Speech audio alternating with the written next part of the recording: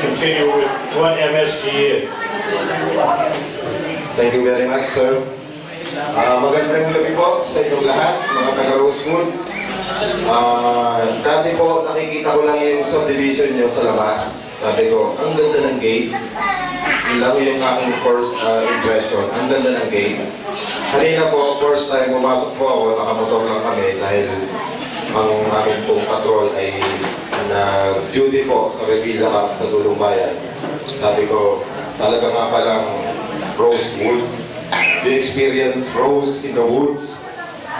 And upon entering your clubhouse and seeing all of you here, especially Ma'am Lani and Colonel Ortilla, I experienced more of lingering on the fragrance of rose scent.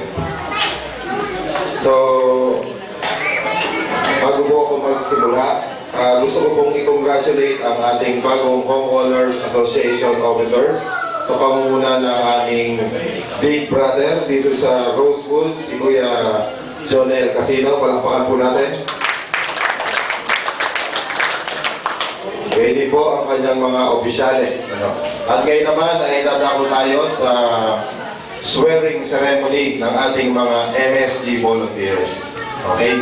Last May 27, nanumpa na po sa katungkulan ng ating mga MSG volunteers kasama ng lahat ng mga MSG volunteer unit members ng 30 subdivision sa bayan ng Bacoor. Yun po yung first batch.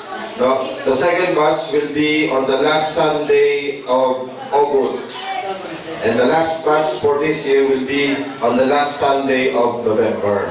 So continuous po ang recruitment and volunteer promotion ng Municipal Security Group. Sa mga hindi po nakakilala kung ano po yung Municipal Security Group o MSG, ang MSG po ang sa visa po ng Executive Order ni Mayor Strike Revilla, Executive Order 2008-001, creating the Municipal Security Group, defining its function and its allied purposes. Kinreate po ang Municipal Security Group at kahit po ito ay civilian in nature, ito po ang pangkalahatang namamahala, mangangasiwa at magmomonitor ng overall peace, order, public safety requirements ng buong bayan ng Bacoor. Kaya ibig ko sabihin, ang ating pong mga MSG volunteer unit, particularly Rosewood volunteers, will be in power. In power, kapangyarihan.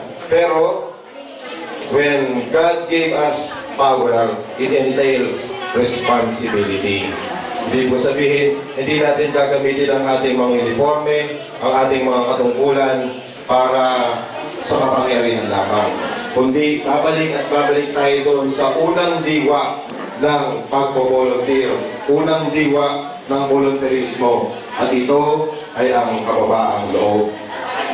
Ang kakayahang tumiklop sa ating mga sarili, ang kakayahang maging refleksibo, ang kakayahang limutin ang pride, ang ego, ang harapin ng buong kababaang loob ang ating mga tungkulin. And for this, we would like to encourage everyone na saksihan po natin ang ating pagtotoast ng ating mga NSG volunteer unit members. And one by one, we get each cup para po sa ating mga biyaya.